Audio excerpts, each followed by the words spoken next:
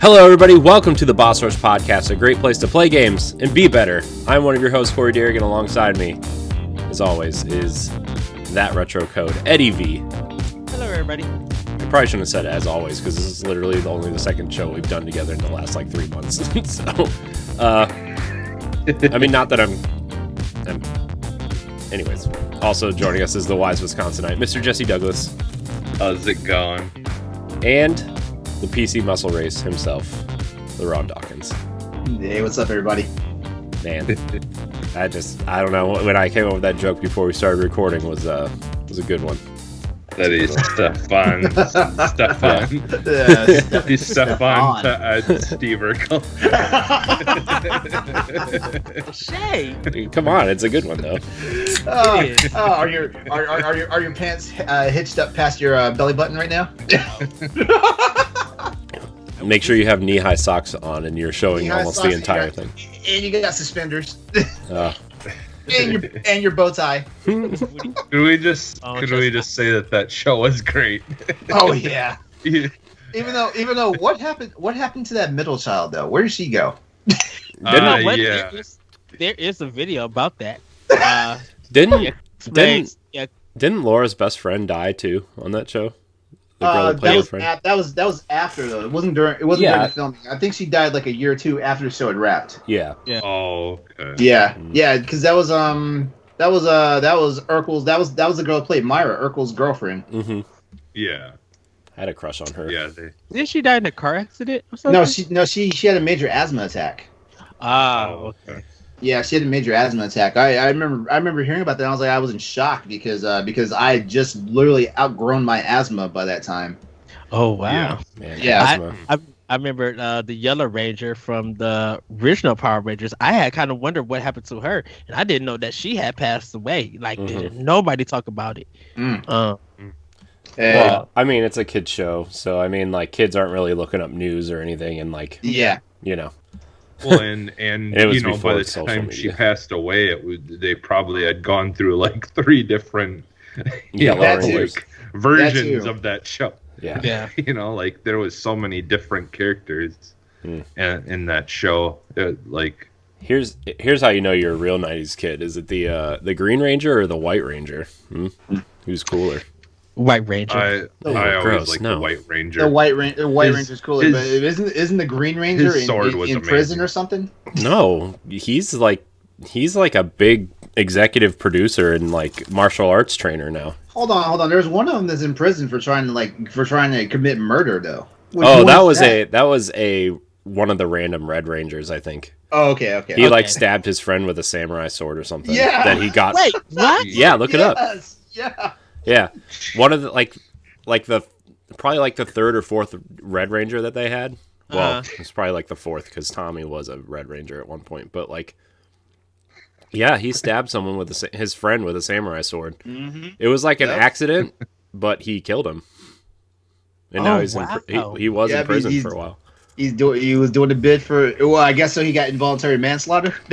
Yeah. Was this part of the regular Mighty Morphin Power Rangers? No, this was where they did No, this was I don't know, whatever spinoff or afterwards. What is Dino Crisis? No, that's not it. That's a game. ZX and I don't remember anything. Neo Geo 3D. What the heck? Yeah, why do all these Power Rangers spinoffs just sound like really bad consoles that never came out? Right. I still want to play that fighting game though, bro. Because I think you played it, Jesse, right? Yeah, it's on Game Pass, really something that Ed doesn't subscribe to. The greatest service of all time, Ed does not subscribe to. You could be playing it right now, Ed. Yeah, if Microsoft would have kept what they had, I probably would have been on Game Pass, but they reversed that back. So. What do you mean? Just a bit controversy. You should just subscribe to Game Pass anyway, Ed. No, I pretty much own all of Game Pass. Well, 75%. No, you don't. But I mean, speaking of Game Pass though, we're excited for January 28th, right? Why? What's January 28th? The medium. Yeah, I'm not. Yeah, I am. I don't do spooky games. I am, however, excited for Cyber Shadow because I was going to buy it on Switch, but it's coming to Game Pass day one, so I'm like, meh. Wait, Cyber Shadow. Yeah, you don't know what that is? I feel like. Yes, I know. By Yacht Club. Mm-hmm. And, Yeah, I bought it on Just- Switch. It's coming to Game Pass Just- and PC Game Pass day one. So Okay. All right. Yeah, I do remember that. Yes, I'm okay. You know, like don't let this confuse you. I am excited for it. I want to play it with the Pro controller, so that's why I didn't do Xbox. Is it coming up for PlayStation 2? mm-hmm. The, Yeah, they it's hitting coming to all everything. It's coming to everything. Wait, hold on. Wait. The Pro controller. Don't you know they stole the design of the Pro controller? Yeah, from it's this literally the controller? same controller. Microsoft, trust me, Microsoft controller is not good for 2D platforms. I'm still struggling with Mega Man. Their And when D-pad Well, is yeah, pretty but bad. you have But also Nintendo's Pro controller, I don't know if I don't like it. I don't know why, but I don't like it. Maybe because I'm used to. You talking about the Mark One or the Mark or that fancy one you have? the Xenoblade one? The Xenoblade one. I mean, it feels a little bit better, but it just doesn't feel great. I don't know if I'm just used to the Xbox One or what, but it's not. Yeah, I mean, I think Microsoft Xbox controller works for a lot of their games and other 3D games. When it comes to like 2D platforming, I'm just like, no, it doesn't work. what you need to do, Ed, is you need to get the 8-bit dough, like Super Nintendo controller. Yeah, it's $30 right now. that works with the Xbox and it works with Switch and it works with like actually get something like that that's literally built for people who are used to retro gaming. Yeah, but it's a really good controller. Because like PlayStation 4 is good for the 2D games, the arcade games, and some of the 3D. I can play Destiny. For me, it wouldn't be just because I don't like where the D-pad is. Mm-hmm.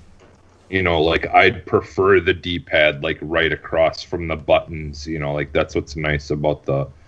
Well, I guess theirs is too, though. Like it's like because their joysticks are down at the bottom, but yeah, like I don't know. Yeah, I don't play enough stuff where that matters to me much, I guess.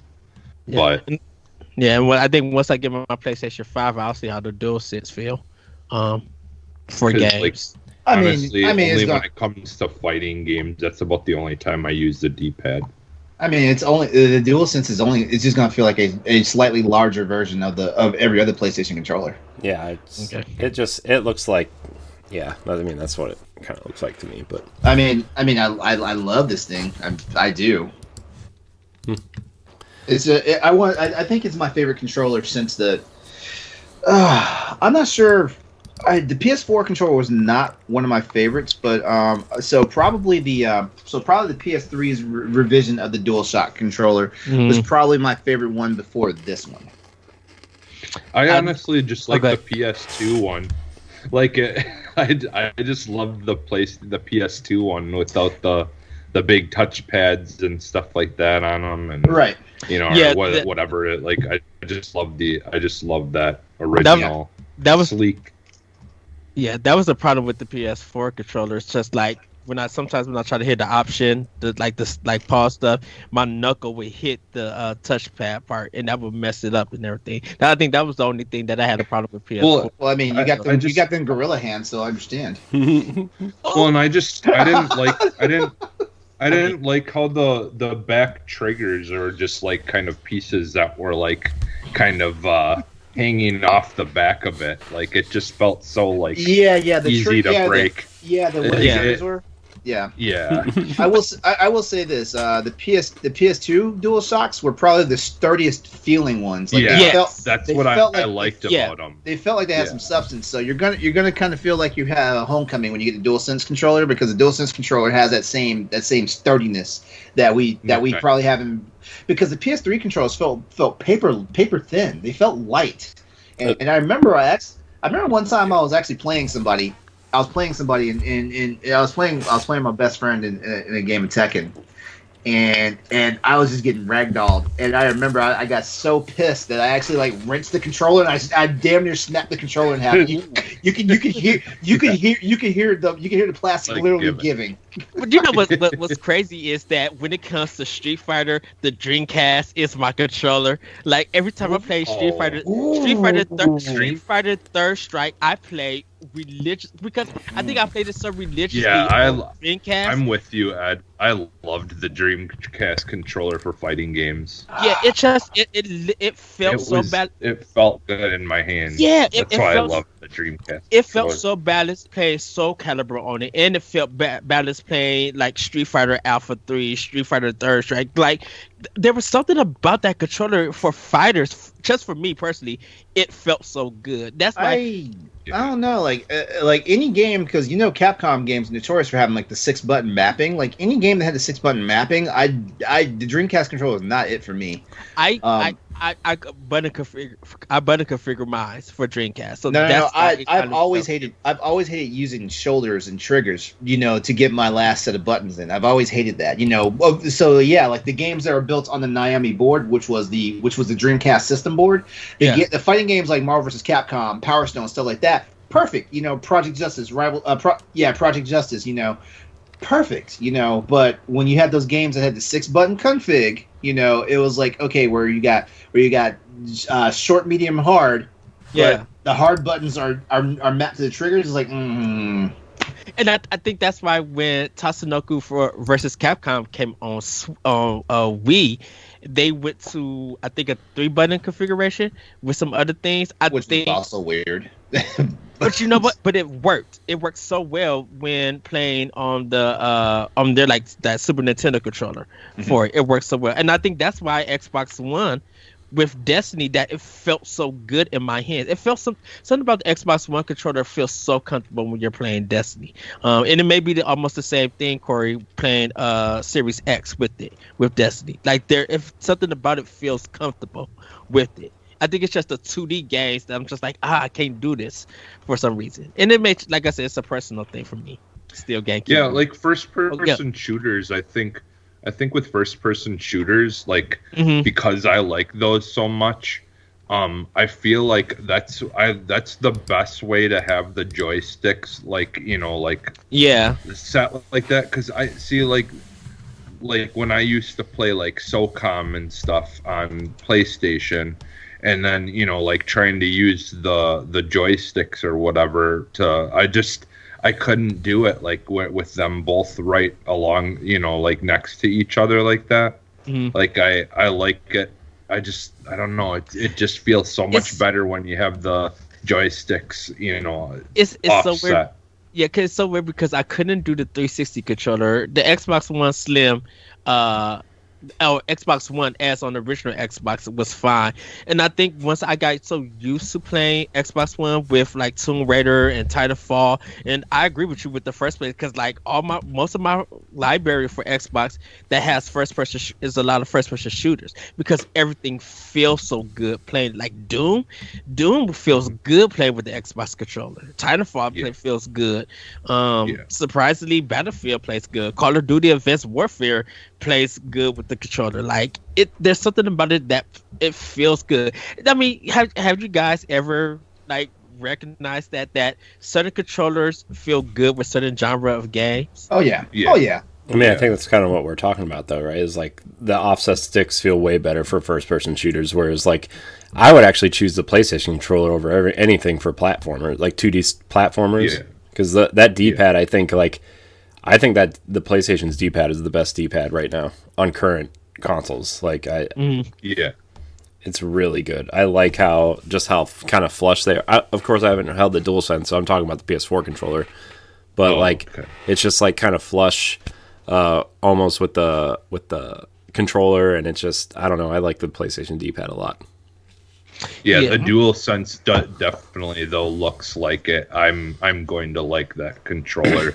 Like from the day we seen it, like it just looks so much more sturdy, and and that's what I'm used to. That's what I love about the the Xbox controllers. It just feels like a good product that like it's solid made and it weighs a little bit and and like I don't know, it's just the perfect balance of things. Again, I don't use the D-pad a whole lot, so like that for me doesn't really bother me, because even fighting games sometimes I'll tend to use the joystick, because I've just it doesn't bother me. I'm not playing to compete or anything anyways. So it's and that's probably why like Bayonetta 2 on Switch feels, even though it is a port, it feels better, I think, with the Pro Controller for me. Compared to Bayonetta 2 with the Wii Pad. I think like action style games feel good with the Pro Controller. I deal with Xbox and I deal with PS4 controllers for DMC Devil May Cry. They're fine, but I'm just like, something just feels right. And I think it's just like when you got the right controller for that right game and it feels right, I think it's just like comfortable, like your wrist and stuff is not hurting. What about you, LeRon? Definitely with you playing PC also. Well, in all seriousness, like with me, like I'm at my core, I'm a PlayStation gamer, so I actually have a PS4 controller with an adapter, the ones that Sony made for the PC. Mm-hmm. I typically do have a bias, because every other like PC controller, like the ones Logitech have made and stuff like that, I just didn't like the way they felt. They felt a little. They feel cheap. Like like a really bad third-party controller. Yeah, exactly. Yeah. Light. Yeah, so I mean, I typically lean towards like just using a PlayStation controller, because I used a PS3 controller until the PS4 controllers came out that were compatible with PC, and now the PS5 controllers have PC compatibility too. So I'm probably just gonna make the jump to that, because now I won't have to use an actual IR receiver to play it. I mean, yeah. Man, the Pro Controller, because I'm playing not IR. I'm sorry, not IR. I'm dumb. A Bluetooth receiver. I'm sorry. Since I'm playing Bionic Commando Rearm on Steam, like the Pro Controller feels so good with it, dude. LeRon 2002 called they want their technology back. Right? Sorry, I had to make that joke. No. Sorry, Ed, I didn't mean to cut you off. You can keep going now. No, that was it. I was just saying that. Yeah, Bionic Commando Rearm on that Pro Controller on Steam, like, really feels good. Like, I was telling around, I'm like, I haven't really played. Last time I did a PC game was Grand Theft Auto 3, and playing some stuff on Steam, like just Bionic Commando, I'm just like, man, this feels good. Like, I don't know, it feels fresh. Even when I'm playing, which is kind of different, when I'm streaming from my Xbox to my PC. Watching it with my PC and playing with the Xbox controller, I'm just like, oh, this just feels right for some reason. It's so weird, in a sense. But yeah, Power Rangers with controllers. I know. Yeah. All right. So this is the Boss Rush Podcast, the flagship show of Boss Rush Games Podcast Network. Each and every week, we get together with our friends from around the internet to talk about the games and everything we love about them. You can find the show on podcast services, YouTube, and our website every Monday morning. If you like the show, remember to hit that subscribe button, and please rate and review us on whatever service you listen to us on. And check out our entire family of shows on bossrushgames.com. I think we're going to start out with what we've been playing. I know a lot of things have happened the last 24 hours. I know we probably want to talk about that Resident Evil showcase, because I know a lot of people are excited. I know, LeRon, you guys are probably going to talk about it on Tuesday on Crossroads.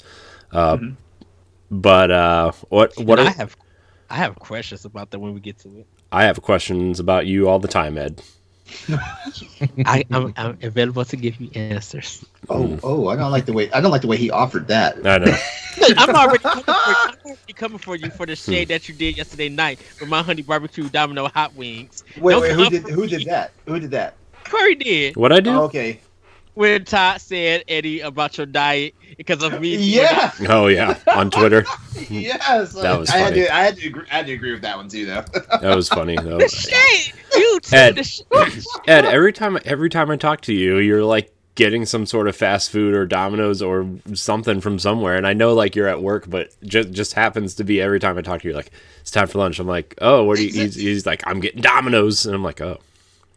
Which, by the way, we're getting Domino's for dinner tonight, so I don't know why I'm talking. But I don't even know what I'm getting for dinner tonight. I may go out to the store and buy like a pound of shrimp and do something with it later. I tried. I went after work.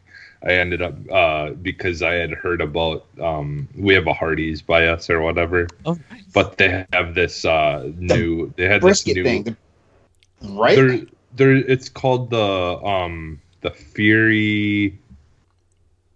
Oh, crap! What was it called? It's like the Fury. Is something. It's a burger. Oh. It's got like two patties on it.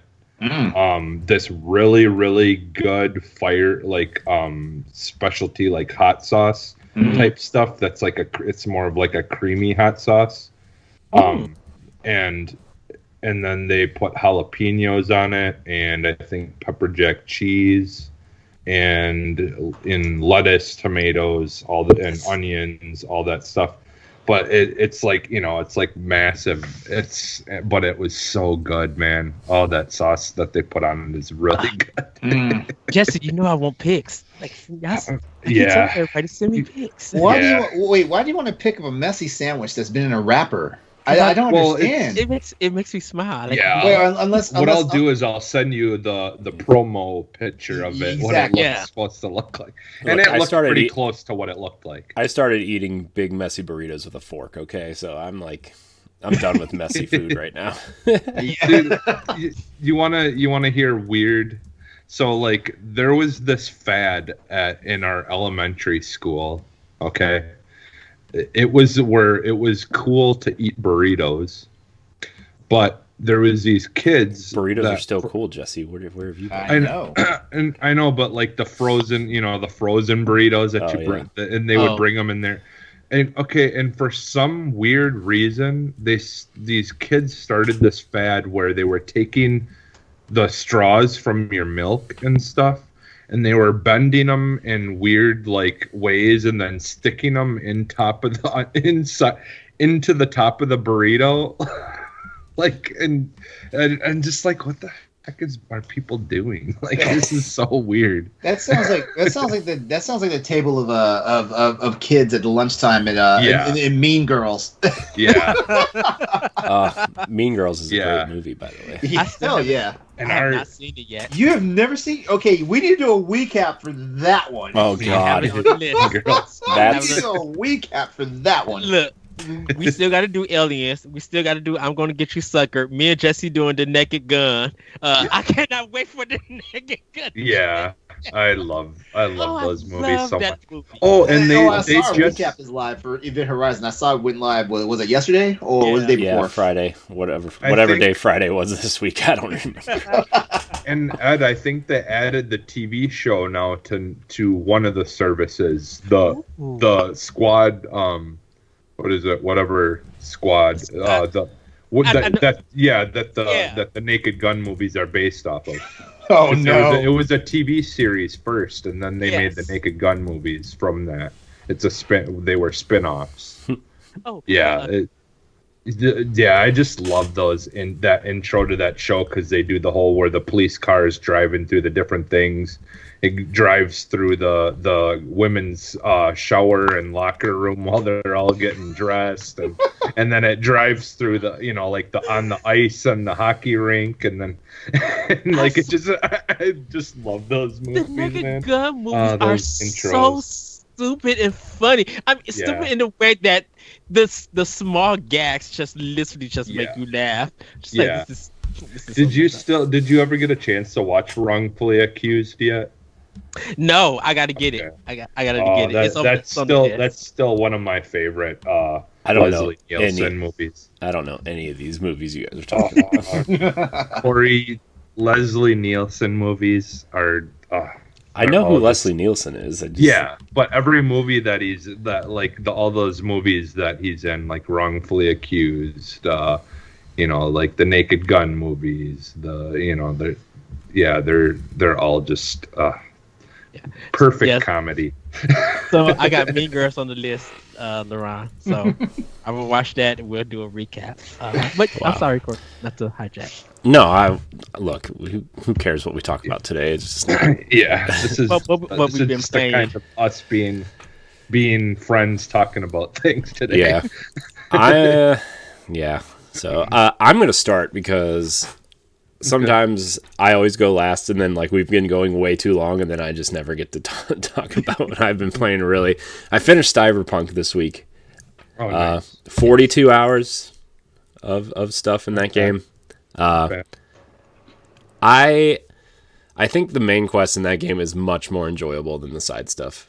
I know I talked to Josh a little bit on Tower Casuals about it before we actually like got into the Destiny stuff, but like the side stuff, I did all of Pan Am's side stuff. I did most of Judy's, but I when I finished that game, I was very satisfied with my ending. And from what I'm told, it's everybody's favorite ending. It's not like the perfect ending, but it's like everybody's favorite. So I'm like, huh, cool. I would like to go back to that game when everything is fixed. Mm-hmm. I will probably go back to that game when everything is fixed. I like the concept and I like the world. I like the characters. You know, I really like a lot of the things that are going on in that game. It just too many. I really got pulled out of it about probably 20 hours in when like there was 3 major bugs that I hit. Well, not major. 2 were minor. 1 was pretty major to the point where like I thought I was gonna have to stop playing. One was like I had to like the major bug was the big tank during one of the missions is like they teach you how to drive a tank and you're gonna go do a thing for the nomads, right? And the tank would never like land on the ground properly. To the point where like I had to like go buy grenades and start chucking grenades at this tank to get it to move so it would land properly. Wow. It literally probably took me about 20 minutes to make this tank land properly. And That was Xbox version on Series X, right? yes. Okay. And I know there was a lot of issues with that mission in general. Oh, hey. While I was speaking of Cyberpunk real fast, I finally on the PC ran into a game crashing bug. Ooh. And I didn't even know what the crash was because I was out in the street. Oh wow. And all of a sudden the game crashed and I got the little Windows I got the little in-game notification that we're sorry for this crash that you experienced with Cyberpunk 2077. Would you like to send a report up? It was the first time. Wow. I haven't got no crashes yet. That's awesome. It was the first time. It's not awesome, but it's awesome. First time as a PC player. First time. Yeah. Oh wow. So like I was really like I've really enjoyed my time. I really feel like this game will be great someday. Someday this game will be great for console players. But yeah, the ending was really cool. I really was like enamored with the Johnny Silverhand stuff. Like I really enjoyed minus the issues I have with like some of the voice acting and the delivery and stuff. I was like really into that game probably from start to finish, except for like a couple small things in the middle. And the side quests didn't really do anything for me. It was like, go here, kill these guys, press X to whatever, and go. But I really enjoyed my ending. I really enjoyed the game. I really want to go back to it when these bugs are fixed. I don't want to spoil the ending because, like, I know you guys haven't finished it yet, but There's one side quest, bug wise, that I did a mission. I was supposed to go pick up a weapon from somebody, the weapon master, and I get there. I'm on the thing, and the button won't prompt for me to press it to talk to him to get it. So it's just a side mission that's like stuck on my map that I can't do. oh, well, I'm sorry about that, Ed. I still never finished the second Tomb Raider because Fire the very end of the game, literally, like where you have to go and talk to the people to get ready to get onto the boat and leave the island. Yeah, the people are just there, and it doesn't give me the prompt to talk to them. Those are the worst. It did, but then it didn't do anything, and it still shows like this is where you need to go to finish. And it's like out in the water. So there, yeah, I had to just consider it finished and just not play it, because literally it would no matter what I did, it would not fix the issue. Like I tried reloading my save and all that stuff, and still did the same thing. So wow, I don't know what happened with that, but Wow. that's the last time I've had a really bad bug in a game. Yeah, it was. I like Cyberpunk. It has its issues, but I hope that I know there's a big patch 1.1 came out this week that there's apparently a really big progression breaking bug. If you hit it, you just can't progress. Right. But I've also been playing Destiny. Been playing a lot of Destiny. I'm working on the Hawkmoon quest. I've been trying to do it forever, and I just kept getting sidetracked, kept not playing games because of other stuff. And Destiny, man, I don't know, man. I love this game. So good. It's really good. Even with the patches, like I know PC players have been playing it at 60 frames forever, but like with the recent patches, the recent upgrades, the engine changes they made, it just feels better. It just keeps getting better, and they're like the things that they're doing. We talked about it on Tower Casuals this week, but like just some of the changes they're making to make the game just more kind of user friendly and just better is just I feel like loot drops like twice as much as it used to when I played more often. Yeah, well, they're bringing like whenever I do anything, like loot almost always drops when I kill people. Mm-hmm. It's crazy. The system that they used in the season of Arrivals was coming out or was out. The Umbral Engram system, where you can kind of customize the drops that you get. Like you can say, oh, well, I would like an auto rifle or a pulse rifle from this engram. And you could like customize the engrams that you got before you could turn them in. And it was like, they're bringing that back where if you need a specific weapon from these engrams, like, oh, I really like pulse rifles. Let's customize these engrams to give me a pulse rifle. And then like, there'll be random rolled pulse rifles. And you'll be like, oh, well, I got a god rolled on this pulse rifle. It's amazing. I'm really excited to just get to the next season. It starts in 2 weeks. The Crow storyline is becoming way more fascinating. It's just great. Destiny is just the game that I just love playing, even when I know I should be playing other games, and it just keep going back. I feel like they really turned that game around. I think personally for me, I feel like Destiny 2 was a good start for them turning that thing around, and just the way that they've been working on it and added stuff.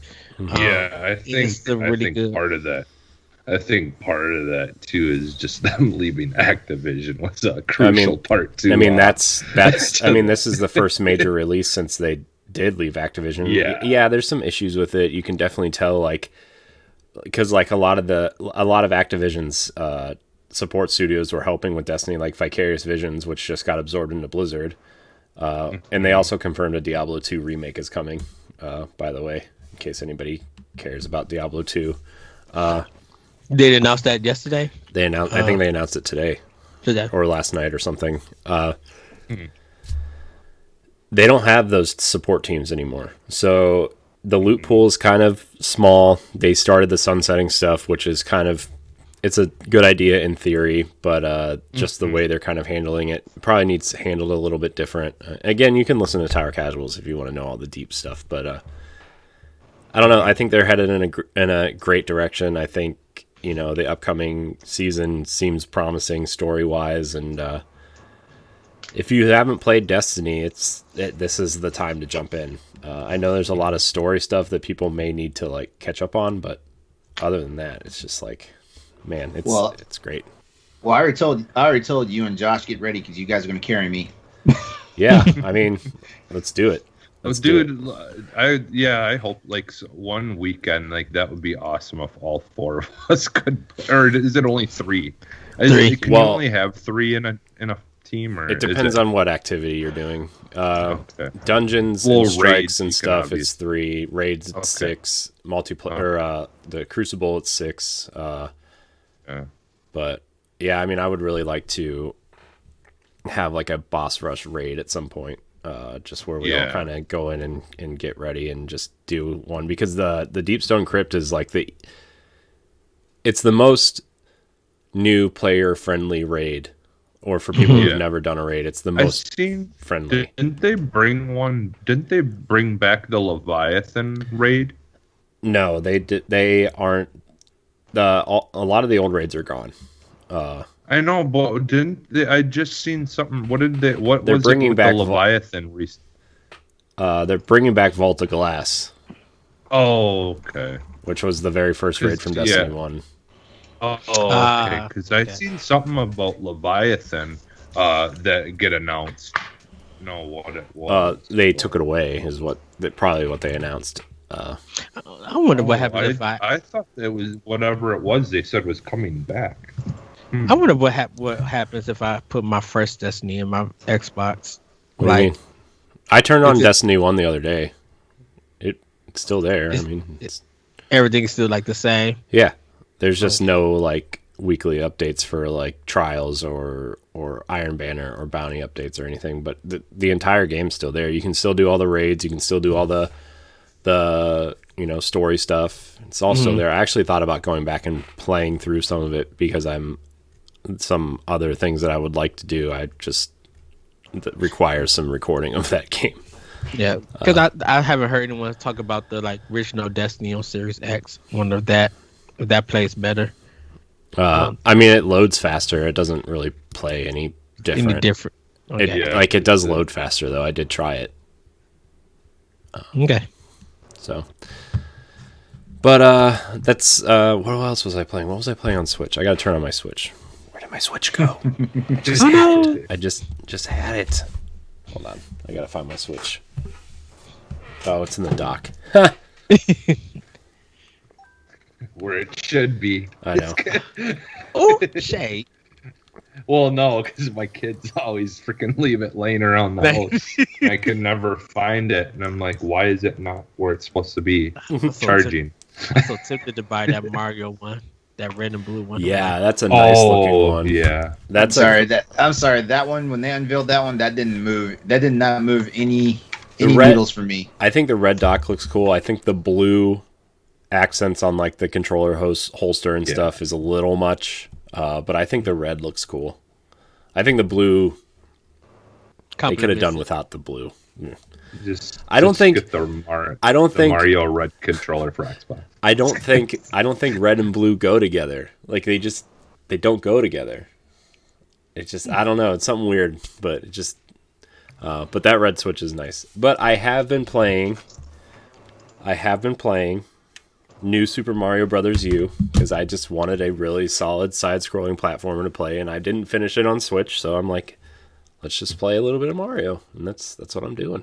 So I also downloaded Final Fantasy VII, the original. I downloaded it on Game Pass, and I also have it on Switch. I haven't decided what I'm playing it on yet, but that won my Twitter poll of what I should play next by like 30-something%. And I'm really upset about that you guys picked a terrible game for me to play that I've. You know what?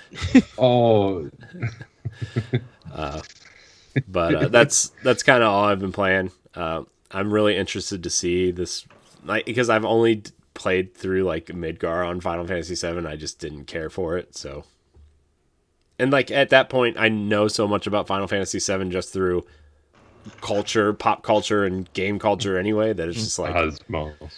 Yeah, it's just like, do I do this anyway? I think to see the whole why it's kind of an iconic game. I want to play it because the Final Fantasy VII remake's coming to Xbox this year, and like that game looks amazing, and I want to play through it. Yes, and I want to experience. Like I want to make sure I have the first one done and kind of because like the Switch version and the Game Pass version have they have like the story mode where you can just kind of blow through the story instead of like doing the like grinding for stuff. And I'm like, yeah, I'm just gonna do that. Yeah, the materia system. Did they do that really well in the remake? Dean? Yeah, they did.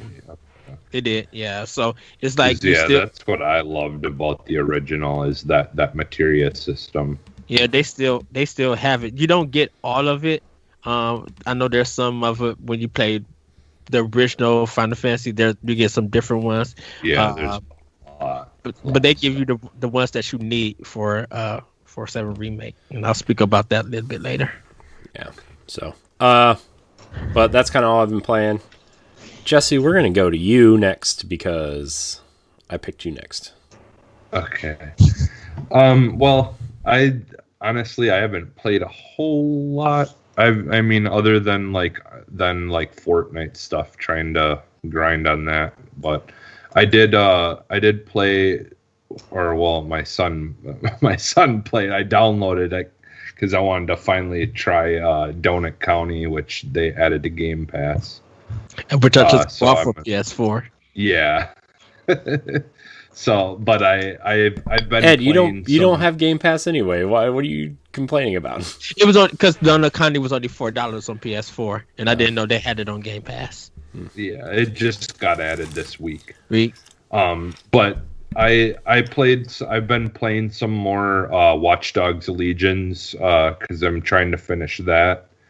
I still just love that game. I just, it's just a nice, relaxing, just goof around game, open world game, which is, if I'm not playing first person shooters, usually it's an open world game of me just like screwing around and in the world and having fun with it. But we lost Ed, I think. And anyways, the other game I played was I went back to Hitman 2, and I've been trying to finish that. I actually switched over to trying to finish that here because I'm gonna get Hitman 3, and it seems like a lot of people are really enjoying that game because I see a lot of people talking about it. Sure, a lot of people already finished it. I'm like, dang. Yeah. Now mind you, I'm not very good at that game by no means. Like, I don't get a good rating. I don't actually, honestly, half the time I don't think I get a rating because I did.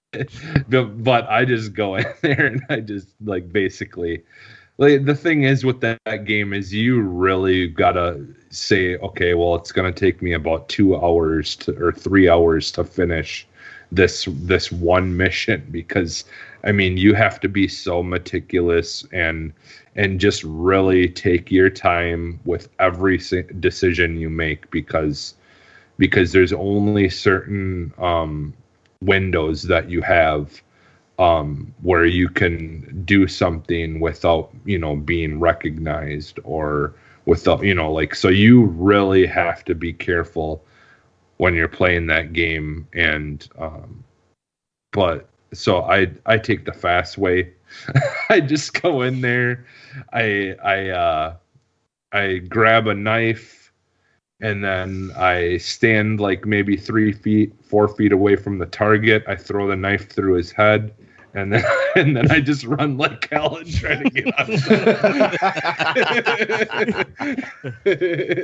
But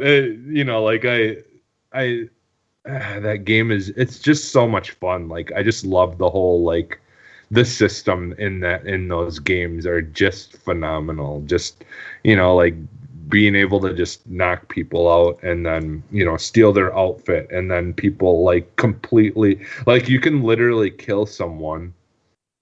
Everyone sees you, quick run around the corner, knock someone else out, steal their outfit, and then as long as you put the outfit on before they get by you, they'll think that you're a different person. So like, you've just basically cleared your name for the moment. And obviously, like, they'll be like, like in security, like the more high up security, details will be like, hey, like I don't know you. You're not familiar. You may be wearing a security outfit, but you're not familiar, and it will trigger a warning.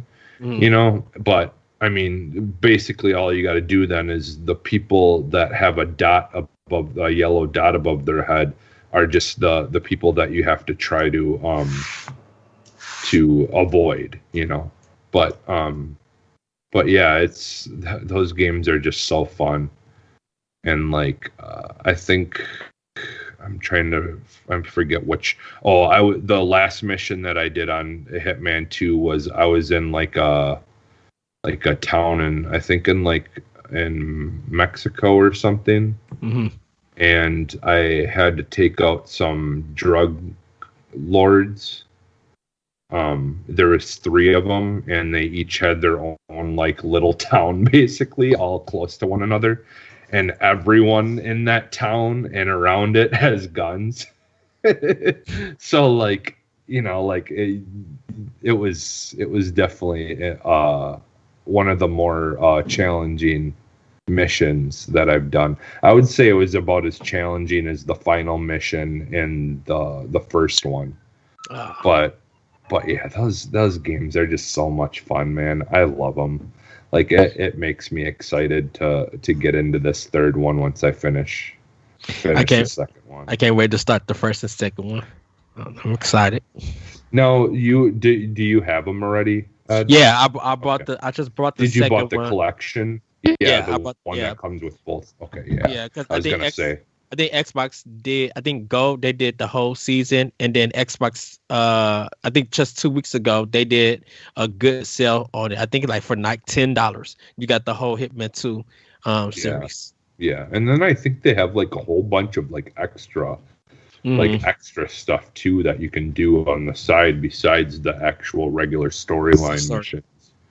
But yeah, and then well, other than that, like I've been just watching a lot of videos and stuff like of things that I want to see or want to play that are coming out or shows. Like I watched that WandaVision that a lot of people are talking about, and I like that. I like that show a lot. It's just so unique and different. I just love how they do the whole like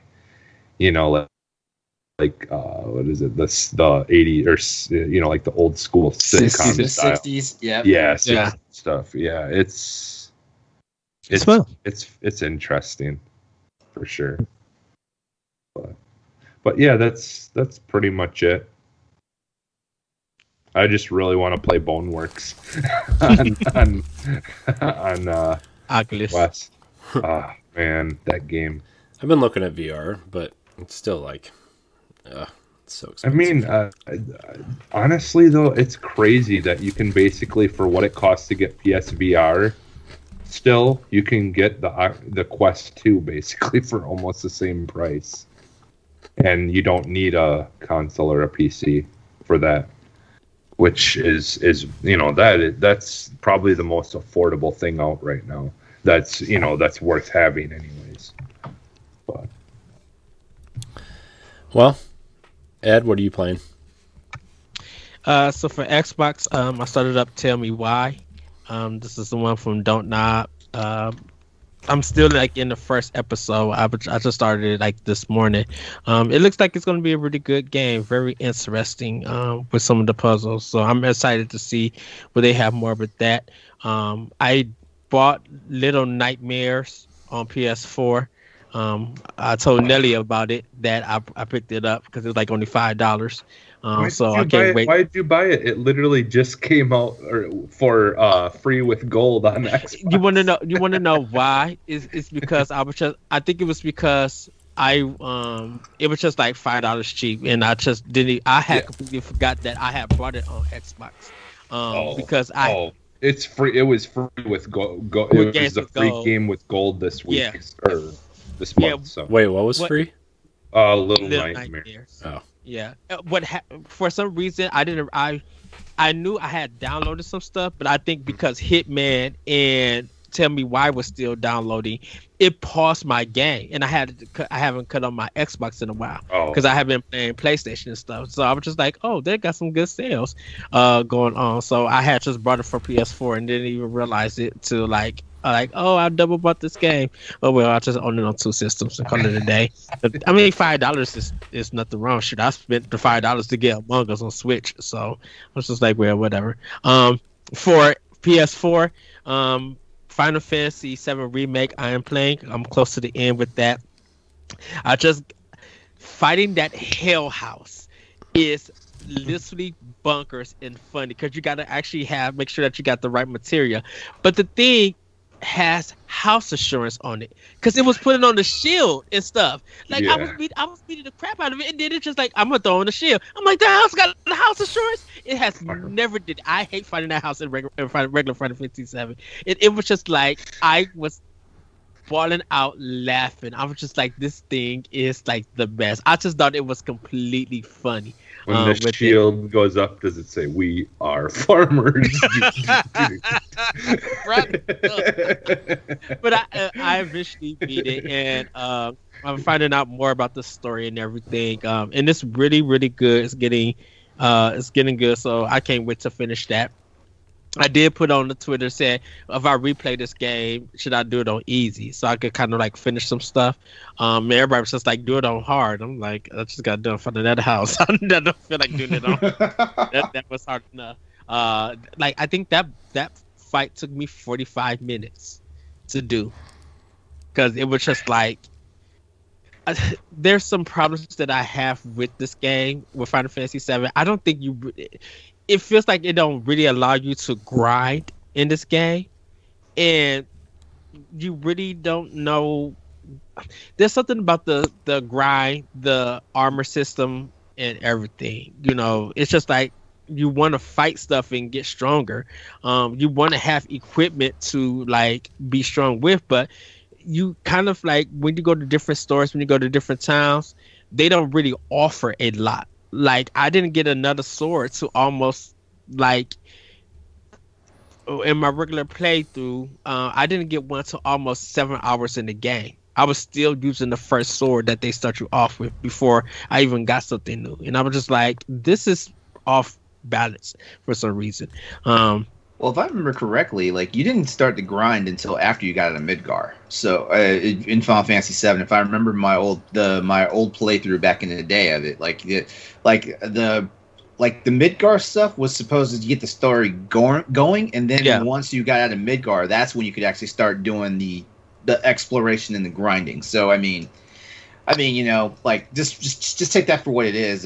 But I recall like there was no real room to grind in the beginning section of Final Fantasy VII to begin with. It was when you got to the wall market. I don't really remember, and it seems like you're like it's more fresh in your brain because you've probably been playing the ports a couple of times. When I played the original one, I was grinding in the wall market because that's where you fought the house so many times. Okay. Because you was Aerith was showing you how to get to Sector 7 and everything, and that's when you had to do the dress up and everything before you get Tifa. Like in that area, you used to grind. You don't really. This game has too many cutscenes than gameplay, which is not bad or anything, but it's a longer movie than it is a game. Let Square do their thing. We were begging them for a millennia to have Final Fantasy VII brought over to a more modern console. So let them do their thing. You know what, this sounds like that be careful what you wish for syndrome. Yeah. Because I've said it before, like Final Fantasy VII Remake feels like Advent Children complete the game, and yes. I'm immensely enjoying it. But you know, I actually love the fact that there are a lot of cutscenes. It actually helps with the immersion because I think to some degree this is what they honestly wanted back when they first made Final Fantasy VII. Because just to jump between Final Fantasy VII and Final Fantasy VIII, you saw there was a different tone in how they built Final Fantasy VIII versus 7. You know, 7 still seemed like they were trying to build like the same type of game that they had for Super NES, but 8 felt like this is a brand new frontier for us. We're gonna do something different. We're gonna. If I'm not mistaken, back in the old days with Final Fantasy VII, when they were doing their ad campaigns and stuff like that, if I'm not mistaken, they said there was something in one of the commercials or one of the ads where it was like nothing like this has ever been seen in Hollywood before. It was something like that. I'll find the commercial and I'll share it with you guys in the chat. But they were trying to do something, that had not been done in games. And Final Fantasy VII technically did start that, but I feel like Final Fantasy VIII is when it was realized, because just the intro for Final Fantasy VIII alone, like, man, like that opera music, and then then two jackasses fighting with the gun blades and stuff, Yeah, and I want to say it's not like Xeno for PS2. One of the Xeno games for PS2 where it's like Xenosaga. I think it was like a 2 hour or 1 hour cutscene where it was a 1 hour cutscene, and they had timed it that you played nothing. All you did was sit back and watch the cutscene. So it's nothing it's nothing like that. I was just like, wow, there's a lot of cutscenes in it. You walk some spaces and then cutscene, and then you just pretty much put the controller down and watch it and stuff. Which the cutscenes is gorgeous and everything. Corey, I think when it comes to Xbox, you're really gonna enjoy it. Like I was like you, holding off for it to come to Xbox, but LeRon, when we was talking, I'm like, that Target sale, I had that Target sale screwed me up too, because I was like, I just need some games to play on the PS5. And when I saw that Final Fantasy VII remake was backwards compatible, I was like, you know what, let's just do it. But because honestly, I was holding out for the PC version. I was, and if I could be even more real with you, I remember how like I got the full experience of the Mass Effect trilogy by getting the Mass Effect trilogy when it released on PS3, and I feel like because I was able to play those 3 games back to back without that gap of time waiting for the next release and stuff like that, I got a more enjoyable experience than a lot of people who were like the true gamers and were waiting for it release by release. That's I always say, like, I feel like one of the main reasons why there's so much blowback from the ending of the Mass Effect trilogy overall is from the main gamers who were playing it from day one back in 2007 until it was finally realized. When I can't remember when Mass Effect 3 came out, but I want to say it was at least 7 years. Yeah, it was. But whereas I played it, and I played it straight through, like I didn't stop. Just 1, just 2, just 3, and I was like, I did that on PS3. And when I got to that ending, I was like, not bad, but I can see where everybody was pissed. I can see it, but to me, I was like, it was an ending to me. I'm going on a tangent. But what I was saying about Final Fantasy VII remake is I was actually considering, like, do I just get this Mass Effect treatment and wait till every installment of the game's out and then buy the collection? Because you guys know there's going to be a collection. Oh yeah, you guys know there's going to be a collection. You know this, and I was one of those people. That's what I've been thinking about. I've been thinking about for a while about possibly doing that, just because I would hate to go through half of the game and then just have to stop and then wait. And I'll have to wait even longer if I don't have a PS5 by that time. And another problem I'm having is, as I've gotten older, like my retention for what goes on in a previous installment has dwindled. I'm one of those people that when a new season of a show starts up, I usually go back and rewatch the last season just so I can remember, because they have things that call out to the previous season, or not Game of Thrones. Like first of all, 10 episode seasons for 10 seasons, or for 10, not 8 seasons. Yeah. 10 episode seasons, they all come on straight, like 1 week after the other, and then they're off for like 30 some odd weeks, and then season 2 starts, or the next season starts, or and they reference something that goes back to like season 1, and I'm like, I saw that 7 years ago. I don't remember that. Yeah, that show is not good for people who have ADD, who can't pay great attention to detail, and so like I completely fell off of that show, which is exactly why I don't watch shows that require you to pay a lot of attention. There are some I do, like Lost got pretty crazy where you really had to try to like remember things and and stuff like that, and I did finish that, but there's just too much stuff that's just like kind of like boring talk to me that happens. I can't stand when a show is just like when an episode of a show is just filler for no reason. Yeah. Well, I felt like there was a lot of stuff like that in Game of Thrones where it wasn't anything I was caring about enough to really pay attention to it. And then, and then it would end up that I would be just like left like, okay, I have no idea what's going on. I've just watched like 60 hours or whatever, or 30 hours of this show, and I still don't know why these things are happening, because I just couldn't pay attention to a lot of it. And, I get it. I understand. It is a good show. I do think it is a great show, but it's just not for me. Well, let me finish with what I play. So yeah, that's Final Fantasy VII. Yakuza Like a Dragon. I started up also really good game. I wish some people that took my poll voted for that. Well, I feel like you need to play the original Yakuza games. So I'm not playing 6,000 hours of games just to play Yakuza 7. I'm sorry. I've 4 coming out in a couple of days. Yeah. Yeah. What were you gonna say, LeRon?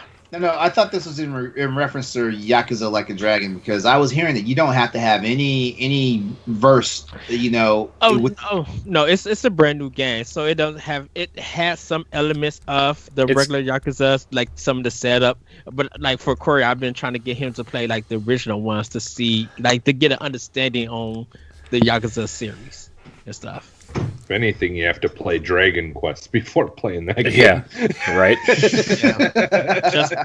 I'm just like, just play Dragon Quest 8 and call it a day, because that's the kind of the best one. So that's what I'm doing for PS. For my Switch, I just picked up Mercenary Blades, a game that Dan recommended. I picked up I Can Fail. My good friend Grayson recommended, so I'll be playing that soon. Picked up Paradise Killer, and I'm trying that out. Great soundtrack. It's a kind of a dark mystery kind of game. I can't wait to play a little bit more of that. Started Immortals Phoenix Rising on Switch. This is an okay game. I'm enjoying it and stuff. But I'm getting ready to tackle Xenoblade Chronicles Definitive Edition with that. And I can't wait to play a little bit more of that and get further in. So, but that's kind of what I'm doing on Switch at the moment and stuff. Because LeRon probably gonna be happy about this. I carry my Fire Emblem 3 houses everywhere I go, and I'm so intrigued. I'm like, I need to put this in, but no, I'm trying to stay committed to this one game, and then realize who I am. Be like, I don't stay committed to games because I jump around. You don't. You play like everything at once, and then it takes you 4 years to beat one of the greatest games of all time. You know what? We're going to have a discussion. We're talking about Breath of the Wild, aren't we? Yeah. Yeah. I was just getting ready to ask you, man, how do you play all these games with a full-time job? But that's the problem. You don't. Because you have like 19 games you're playing. No, like I said, because I close a lot at work. When I get up in the morning after talking to you guys and hanging out, I put on the game and I start playing it. Or because you only sleep like 3 hours a day. I'm like it's either. I'm like, it's got to be no sleep. He's got one of those time travel necklaces from Harry Potter is what he's got. Yeah, I normally don't go because my body don't get, like, it's been up so much at work. When I do get home, it's so hard to like sit down and fall asleep. So I'm up to like, maybe I'll get home like at 10:30 and I'm up to 2:30 because my body don't want to sleep or anything. So I'll just play a game and finish it. And if I'm really trying to do Killzone 3 where I'm trying to beat it within like a day and a half. Killzone 3? That's a random. Yeah, I started on the Saturday, went to Toys R Us, came back and finished Killzone 3 like 2:00 that night, 2:00 in the morning on a Sunday. I mean, that game's not that long though, is it? I mean, I didn't expect. Or was it still during the era where first-person shooter campaigns were like 37 hours long and nobody really cared? Shoot, it's probably about 10 hours. With that and stuff, but I didn't expect to like pop it in. I thought I would just play it for a bit, see get a feel for it. No, I stayed to that game and finished it with it. So, but that's pretty much what I've been playing. I pretty much will be finishing some games, and I'm going to be starting Cyber Shadow Tuesday, so I get it ready for a review. I'm excited for Cyber Shadow. It looks so good. It's gonna be good. I'm excited mostly because they, not that developer, but the publisher made one of my favorite games of all time. So, in Shovel Knight. Okay. So. And I'm just like, it looks excited. LeRon, what are you playing? All right, I'm gonna keep this short and sweet because I swear you guys just rolled out like a library full of games and stuff. So actually, no, I'm gonna keep it short and sweet because I've barely been playing anything this week.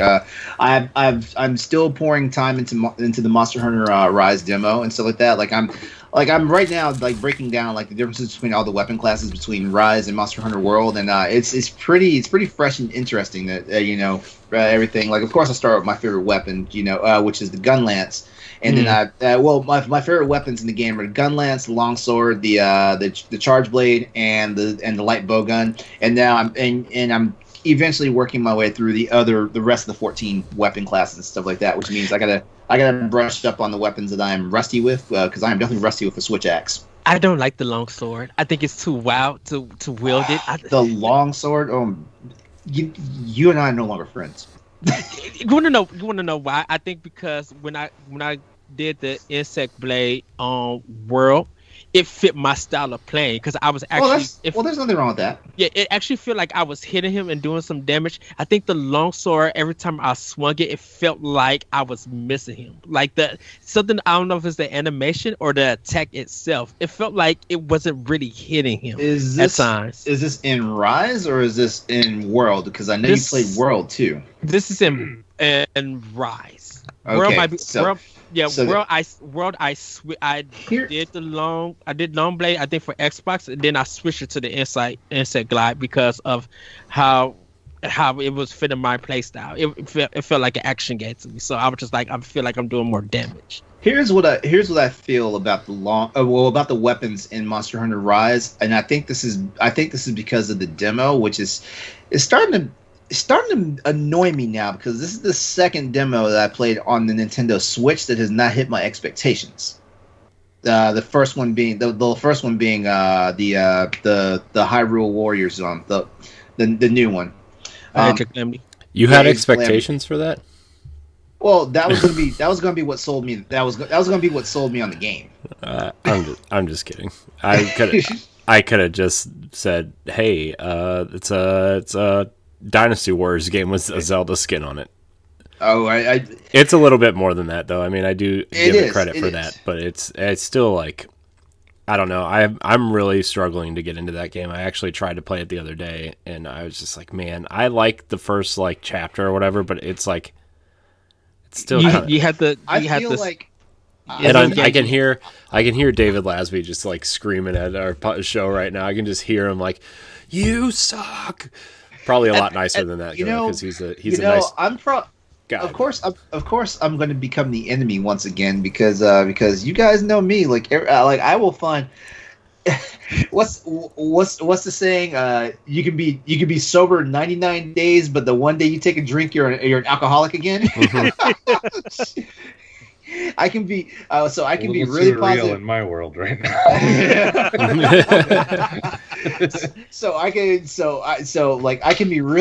I can be really positive and affirming for Nintendo. 99 days, and that one day that I'm negative, like I'm a hater. So here it is. No. I feel like with Age of Calamity, they had the same scope with what they wanted to do with this game that CD Projekt Red had with Cyberpunk 2077. Because when I sat down and played that demo, I was like, what the hell? What the holy fuck is going on here? Why is this game so slow? Why is it lagging? What is going on here? Did they not realize? It's almost like they didn't realize the hardware they were building on. Anyway, back to Monster Hunter. Before you cut his mic. Hold on, real quick. I think the thing about this, if you ever decide to play the full retail version, there's a lot to it. I think the demo was just giving the people an idea, a feel of it. It's a lot to it. It's way more than what that demo has done. So I'm pretty sure. I'm pretty sure it is. I'm going to eventually get it, but now it's like I'm not going to spend $60 for it. At least it runs and it functions better than Cyberpunk. Okay, there's your jab. There you go. What, Hyrule Warriors? Yeah, it's because it's a Nintendo game. They don't put games out unless they're running like decent. At least. Wait. So you mean 14 frames a second was decent? Compared to a frame rate that somebody hit it? I don't know. I didn't have any real frame rate issues with Hyrule Warriors, but I was also playing in docked mode, so I don't. Yeah, see, that's the other problem. I was playing in handheld mode. Yeah. I mean, I could see where that game would probably dip sub 20, like, especially in handheld mode, because there's so many enemies on the screen at the same time, and it's just like. And they're also trying to draw the map at the same time. You're moving forward and stuff. Muso games are definitely not the game to showcase the Switch's power. I'm going to tell you that. Oh yeah. And because this is Omega Force, so it's not actually Nintendo. So anyway, going back to the whole Monster Hunter Rise thing with what you were saying, Ed, about, I've also noticed that it seems like sometimes weapon collision doesn't seem quite right because weapon collision on this demo didn't feel right with the bow, and I was like, okay, so what, and like I said, I'm not sure if it's just the demo version or. Well, I mean, the demo is usually based off of a build that is that's not complete for the game just yet. So that could be it. So who knows? I'm not really gonna say your experience will probably change once the full game comes out. It probably will, but I can't guarantee that because I'm not Capcom, I'm not the Monster Hunter team and stuff like that. So I don't know for sure. But yeah, I'm still having fun with it. I have yet to play the multiplayer mode because I know like you wind up using tokens for each playthrough you play through it, and you only get 30 chances. Even though there is a hack and a trick to change that. Mm-hmm. Yeah, but I haven't done the multiplayer mode just yet. Play with me. Sure, we can do that. We can do that one. If don't hold me to it. Maybe tomorrow. LeRon's like, no. What about next Sunday? Okay, Sunday work. Okay, yeah. Well, I can't make any promises because Sunday's usually the day like I'm working on my Twitch and YouTube you guys stuff. Planning your play date on this show. Yeah. Is how we're supposed to do it? We're supposed to show one big happy family here at Boss Rush Network. Yes. Who's happy? Did you check our Twitter chat? It's a whole different. God, if you check our Twitter chat, sometimes everybody's angry, sometimes everybody's horny. It's just like, what is happening on this one? What is happening here? And then the other game I'm playing is Tekken, the card mobile game by Capcom. So they're currently we're 20 days into the new expansion, which is the Battle of Amatsu no Kuni, which is actually the second part to the Amaterasu campaign, which was the Tale of Amatsu no Kuni. And basically they introduced a new character who's her name is Oichi, and something's going on with her to where she's basically a victim of the undead kingdom and stuff like that. And man, like she's ruining the meta. I haven't seen anything break the meta since they introduced Zero into the game. But it's fun. It's fun. I made champion, and as soon as I made champion, I stopped playing seriously because I'm like, man, there's so much stuff going on here. Like I made champion, which means I'm guaranteed to get back into A class when the new season rolls over. But I'm like, man, like what? I was even on the Discord for Tekken, and I even reached out. I was like, there's this card. What's the card called? The card is called. I've actually got it pulled up right now. The card is called Curse Extraction. Basically, what this card does, like after a certain amount of actions have been done by you, the player, when you use this card, whenever your opponent kills units that you have deployed, they take a life hit for 2. So basically, when this card is deployed, it basically ends the match for most people. And every time I've encountered this card, it ends the match for me. So I went to the Teppen Discord and I asked people. I was like, hey, is there a strategy to combat this card right now? And unanimously, all the replies were like, just hit the surrender button and move to the next match. Yeah. So yeah, that's that. But yeah, this is the only mobile game I'm actually playing and actually like sinking time into when I'm not playing actual console or PC games. So yeah, as you guys noticed, there was a lack of any mention of Cyberpunk as far as what I've been playing. I didn't play it at all this week, but I did get a updated graphics card, so now I can actually can enjoy it with more fancy. Enjoy it. I tried to I had the Wario 64 stuff up for PlayStations and Xboxes for friends, and I saw some graphics card. I tried to tag you in it when I saw them. Well, thanks. Did you see my reply? No, did not. Okay, the one I did, but then the other one I did not. If you replied twice. You sent me two separate ones. I might have missed that one, but I know this. The one I'm looking for, the RTX 3080 card, is Who's talking? Hey Google, cancel. You just canceled someone's very important. My Google Nest started giving me. It sounded like they was trying to report their coronavirus just now, but whatever. No, because I was talking about some province in China, and I was like, I didn't ask for that. The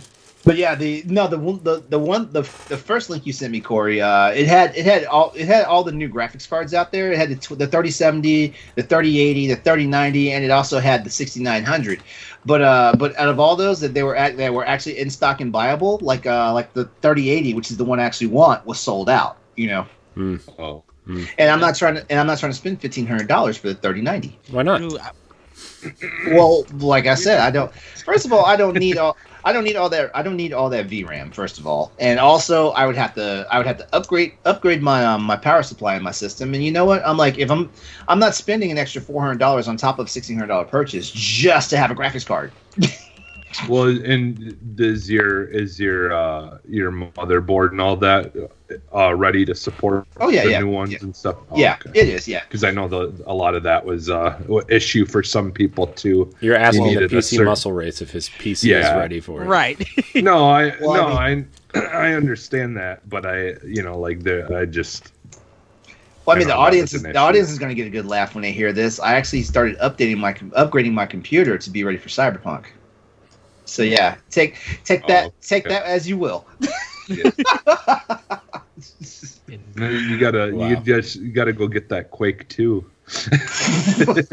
Actually, you know what? That's not a bad idea. I need to see the Quake 2 remake. With the ray tracing, because actually it's supposed to be mind blowing. Yeah, so. I think I will install that just to check it out versus just watching YouTube videos of it, because I watched the YouTube video for Minecraft ray tracing, and I was like, man, this is not the same game. Yeah, but at the same time, I feel like it still is so much more different when you're watching video than actually seeing it on your computer. Yeah. A lot of people haven't talked about the ray tracing on PS4, PS5, and Series X. I think only you, LeRon, did it for Miles Morales. Yeah. Well, yeah. I think that's a listening issue. As a gamer, here's my thing. Like what a lot of people don't realize is, because for the past two console generations, we've always been concerned about performance. And when I say performance, we're talking about frame rates. We're talking about stability issues and stuff like that. Not saying when you put in fidelity mode, which actually puts the ray tracing effects on, changes the stability of the game. It doesn't actually, but you typically almost every game except for Miles Morales now has the update where it gets 60 frames. It gets 60 frames in fidelity mode, but it's not 4K. It's 1080p. Actually, wait. I think it's 1440p, but it's a checkerboard 1080. Yeah. Like Pro. Yeah. I'm not sure. I wish I haven't found of anything that confirms what exactly is going on for that, because it's hard to believe that it would be true 4K at 60 frames per second with ray tracing on console. It's hard to believe that's actually what it's doing. Yeah, the only way we're gonna get 4K 60 is when they port it to the PC, if they port it to the PC. Yeah, but I think most console gamers are okay at 1440p at this point. I am. I don't even. Well, if you do 1440 and you're checkerboarding to 4K, like fake 4K, like then you're not going to really know the difference unless you've got actual things on your computer or whatever that are testing, or if you're like your pixel counts and all those trying to be Digital Foundry. Yeah, I just I don't know. I like having my Xbox run at 120 hertz, and my 4K TV doesn't support the 4K 120 hertz. So, when I'm playing Destiny Crucible or when I'm playing Halo or whatever, like, I want that faster frame rate and that it just makes those games feel like different games, and it just you need the frame rate and the response, particularly for shooters. That's always needed. Games like Miles Morales and freaking Crash Bandicoot and all that stuff, you don't need frames. Well, frames make it look silky smooth and stuff like that, but Crash, I need my 120 frames a second for Crash. Okay? Oh shoot. Well, the thing for me though is like, I don't know, like because I wear glasses when I'm playing a first person shooter, sometimes though having that high fidelity to be able to see people in the crosshair from really far away makes a bigger difference than exactly rate. Yeah, so same way I need that sharpness, I need that clarity. When I tried playing games in 1440p, I could just totally tell the difference.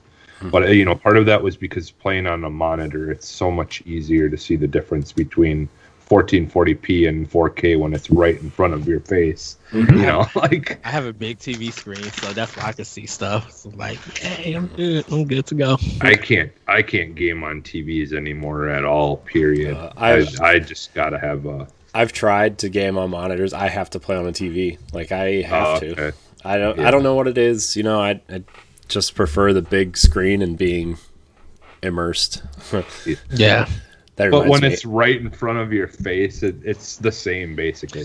It's like you got a bigger screen, but it's further away, and instead you have a smaller screen that's closer to you. I mean, I really don't have that problem anymore because I got the 49-inch ultra wide monitor now, the super ultra wide monitor, and I've got the 75-inch TV, so I don't really have that problem differentiating anymore. And like when I absolutely have to have the frames, though, I'll play on the monitor because I get 120 hertz refresh rate. I've been looking at monitors and stuff because, like, I think probably Tuesday. I was gonna do it Monday, but Powblock records Mondays, so probably Tuesday I'm gonna start streaming again.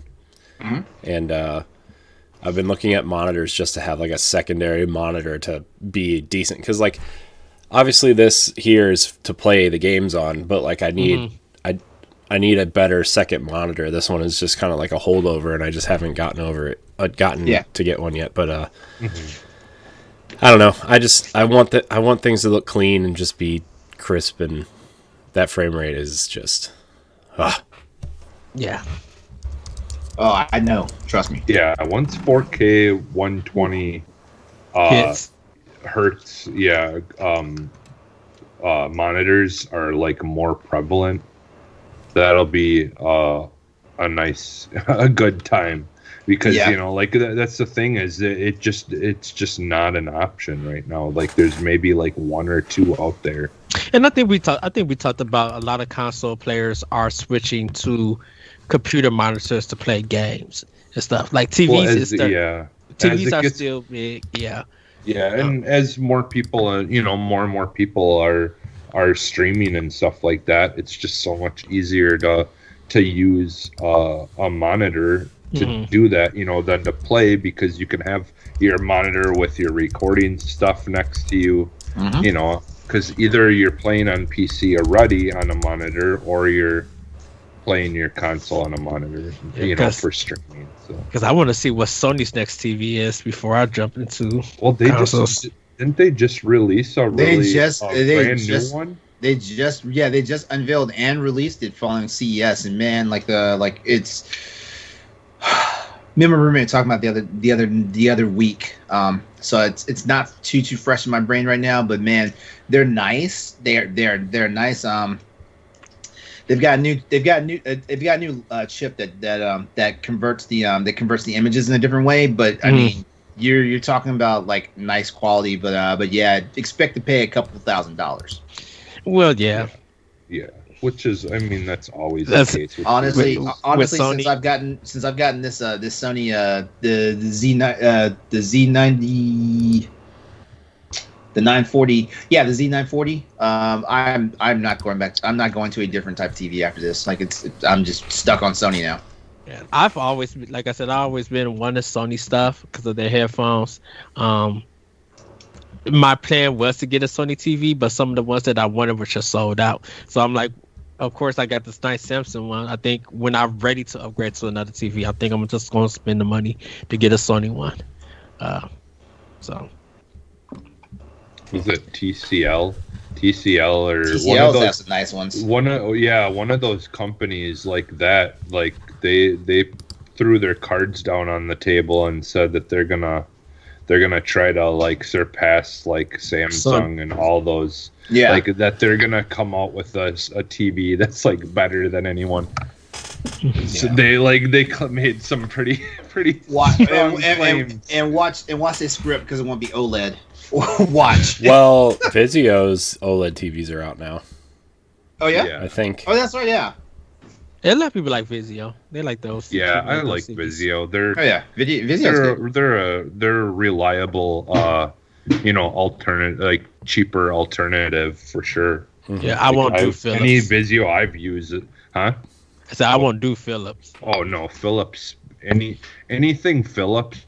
If you like straight up, I've had to deal with so many Philips products. Just stay away from it. I'm not kidding you. Stay away from Philips.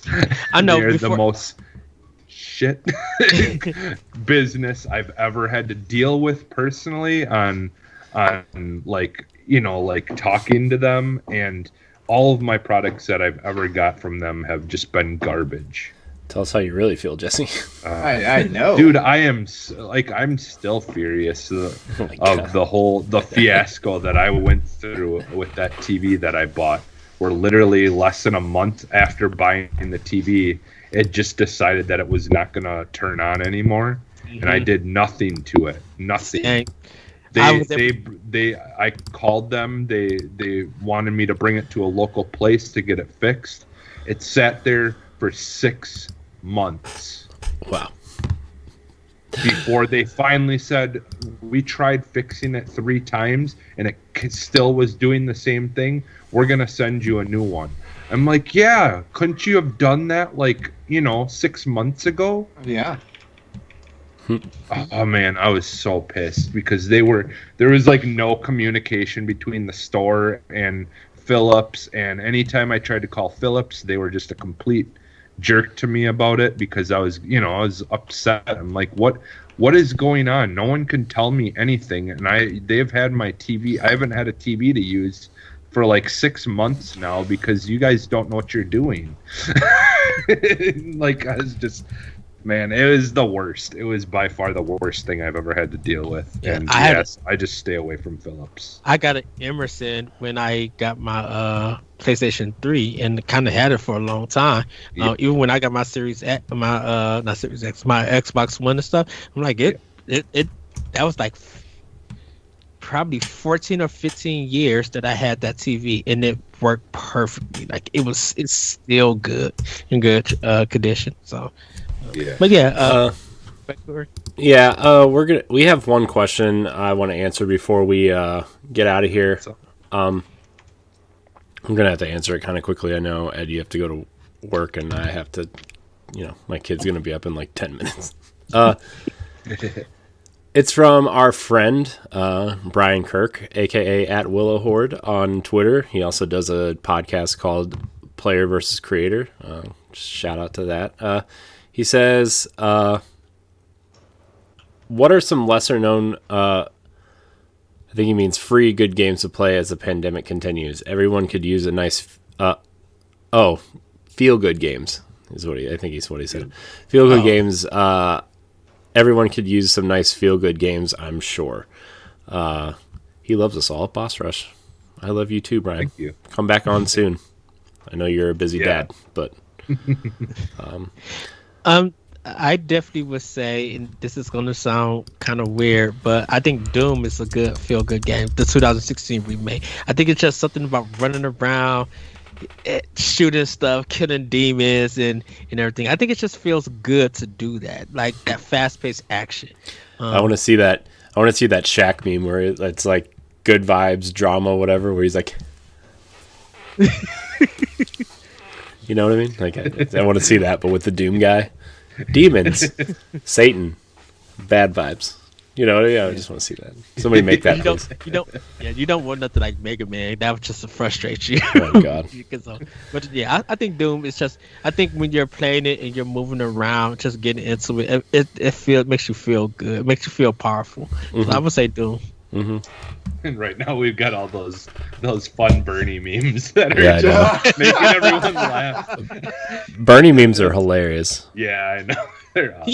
He actually was on a talk show yesterday talking about it. He said, "Well, he's selling. He loves it. He probably thinks it's the most hilarious. Well, he's making shirts. He's making shirts, and all the proceeds from the shirts are going to Meals on Wheels. He sold out of them and donated everything. I think that's awesome right there. Yeah, that's really awesome. Yeah. I'm going to take a page out of Ed's book. I'm going to pick two games. One is out of Ed's book. I think Yoshi's Crafted World is an feel-good game. Yeah, that's an amazing one. I think that, it's really hard to die. It's just kind of like a fun, relaxing kind of platformer that, especially if you have kids, you can play with your kids and whatever. It's just nice. So that's one. I also think something we brought up earlier today on this show was Donut County. I think it's a feel-good game. It's just kind of simple. The raccoon is pretty hilarious. It's kind of like in the vein of Katamari, where you're just kind of dragging this hole around to collect all the crap on the screen, and then the raccoon. It's pretty funny. So I'm gonna pick those two. For me, like the Clubhouse games on Switch. That it's there's so many just like good little fun things you can play. Solitaire. You can play darts, you can play bowling, you can play, Chinese checkers, you can play battle tanks, you can play it's just endless. I love the foosball style like baseball game on there, where you have like your characters and you can move the pitcher. When you're the pitcher, you move it, and then you could like pull it.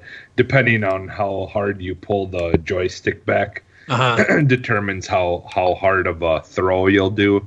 And you can really easily fake the computer out. It's way too easy to do, even on the hardest mode. But yeah, it's like that. It's just filled with like those kind of like just easygoing, fun little games that you don't really need to think too hard about while you're playing, and just kind of relax and kick back and enjoy them.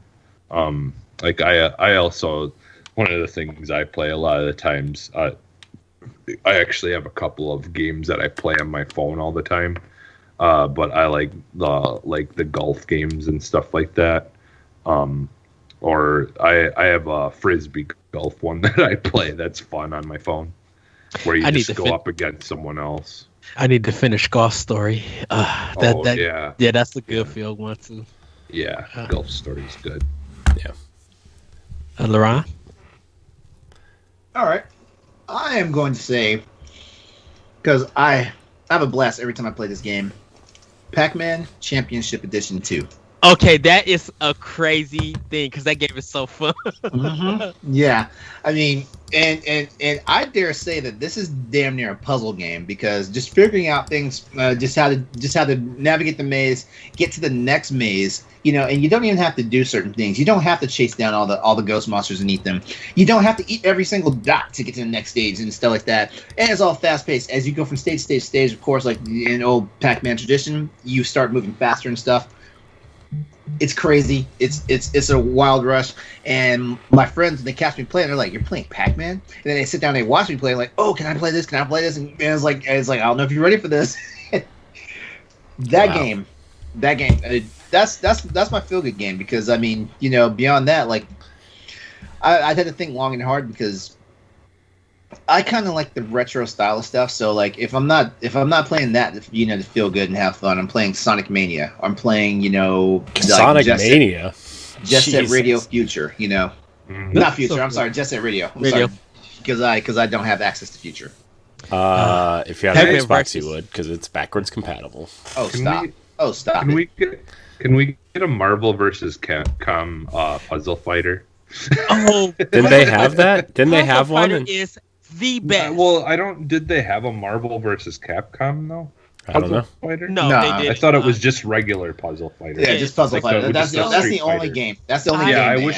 I wish they would make a Marvel vs. Capcom Puzzle Fighter, or like they could do a game where they could like do the whole the Fortnite thing where they just bring like characters in that like that you can either unlock by playing or buy as skins or whatever and have a like because I just and that's another game, just good old Tetris. Just, play some Tetris and relax.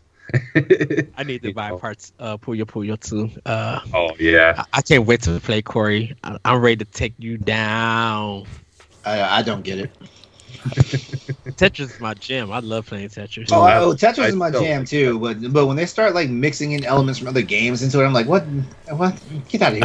I like Tetris, but I like plain Tetris. The Puyo Puyo stuff doesn't do anything for me. See, okay, yeah. See, I still liked Tetris too. Like I loved that one. I like the second one. And I like playing the Puzzle League on DS. That one was really fun too. Yeah. I like a good puzzle game like that.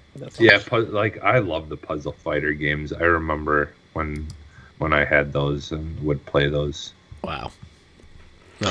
All right. Had you played Pac-Man versus LeRon? Oh, sorry, Corey. Pac-Man versus on GameCube? Yeah.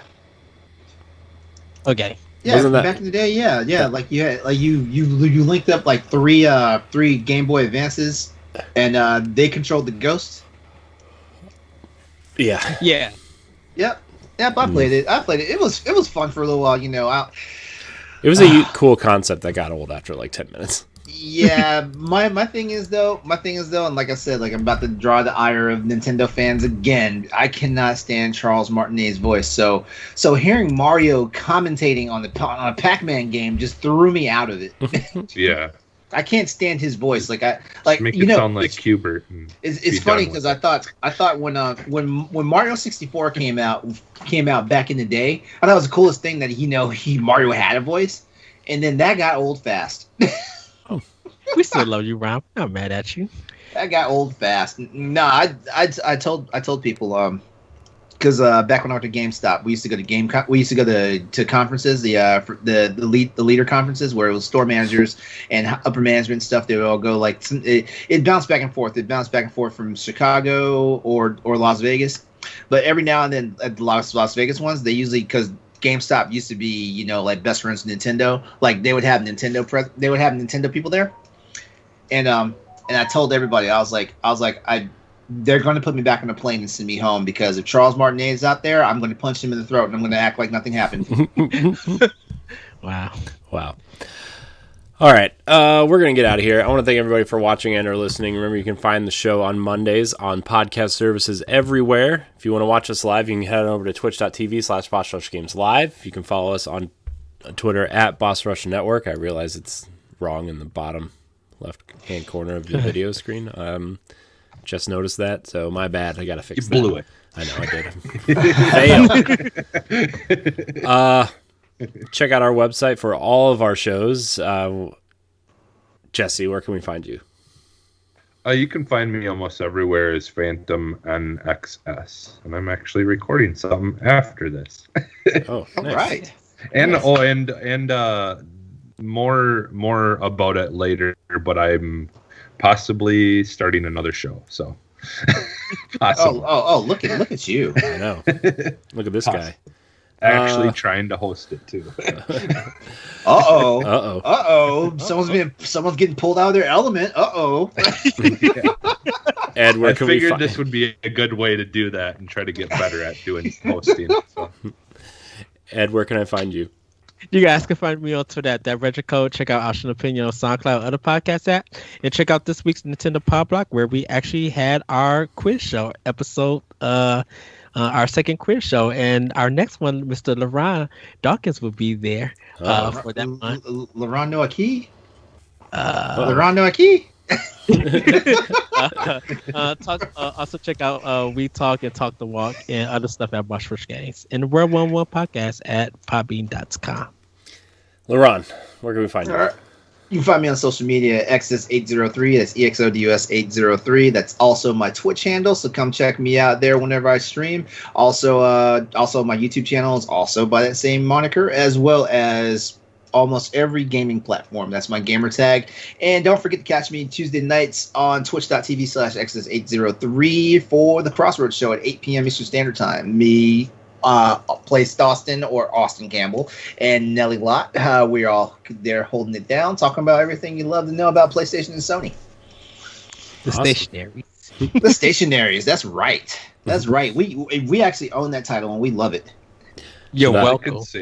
All I could say is I can't wait until AR is like a full blown thing, so I can, I could be at work with the AR goggles on and watching like people do stuff while I'm doing it. Because I don't have enough time in the day. It bums me out because working third shift, and it's just so hard to like try to watch people's stuff, and I want to and listen to people's stuff. And can we just fast forward Can we just fast forward to Minority Report, like that timeline where you can just pop stuff up in thin air when you're done for just swiping and it's gone and stuff. Like, can we just get to that point? Yeah.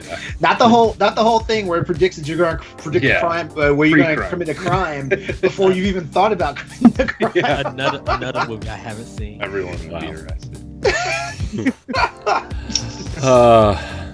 Wow. I feel like we're kind of already in the middle of that, because I kid you not, if I start talking about Reebok right now, my phone is listening, and next thing you know, as soon as I pop up on something, like I'm gonna see ads for Reebok shoes and sports clothes and all this stuff. I feel like we're halfway there right now, but no, give us the full blast minus the crime detection crap. You can find me at IamCoreInHD on Twitter. You can find me on various other things here on Boss Rush Games. I want to thank everybody for watching and or listening. And until next week, we love you. Bye, everybody. Bye. Take care.